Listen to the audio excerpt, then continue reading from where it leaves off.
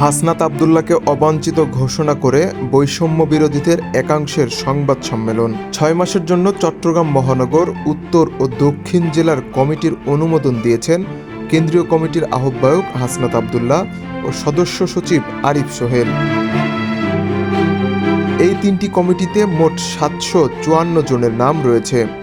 সোমবার 17 ফেব্রুয়ারি রাত 12টার পরে এসব কমিটি ঘোষণা করা হয়। তবে এই 3 ইউনিটের কমিটি বাতিল না করা পর্যন্ত বৈষম্য বিরোধী ছাত্র আন্দোলনের আহ্বায়ক হাসনাত আব্দুল্লাহ ও সদস্য সচিব আরিফ সোহেলকে চট্টগ্রামে অবাঞ্ছিত ঘোষণা করা হয়েছে কমিটির একাংশের পক্ষ থেকে।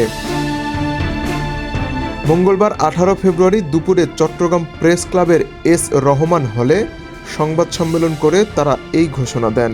সংবাদ সম্মেলনে দাবি করা হয়েছে যে 3 কমিটির অন্তত 50 থেকে 100 জন পদত্যাগ করেছেন। শিক্ষার্থীদের অভিযোগ, কমিটিতে সম্মুখ যোদ্ধাদের সুযোগ দেওয়া হয়নি, যাদের বিরুদ্ধে নারী হেনস্থা ও কিশোর গ্যাংকে সহযোগিতা করার অভিযোগ রয়েছে তাদের নিয়ে একপক্ষীয় কমিটি দেওয়া হয়েছে। সনাতন ও অন্যান্য ধর্মাবলম্বীদের মূল্যায়ন করা হয়নি, নারী সহযোদ্ধাদের অবমূল্যায়ন করা হয়েছে। বিকেল 3টার মধ্যে ওই কমিটি বাতিল না হলে কঠোর কর্মসূচি ঘোষণা করা হবে বলে জানানো হয়েছিল সংবাদ সম্মেলনে। একই সঙ্গে কমিটি বাতিল না করায় সৃষ্ট পরিস্থিতির দায় বৈষম্য বিরোধী ছাত্র আন্দোলনের কেন্দ্রীয় কমিটির আহ্বায়ক হাসনাত আব্দুল্লাহ ও সদস্য সচিব আরিফ সোহেলকে নিতে হবে বলে জানানো হয়। বিকেল 3:45টার দিকে তারা লালখান বাজারে সড়ক অবরোধ করেছে। সংবাদ সম্মেলনে 3 দফা দাবি ঘোষণা করা হয়।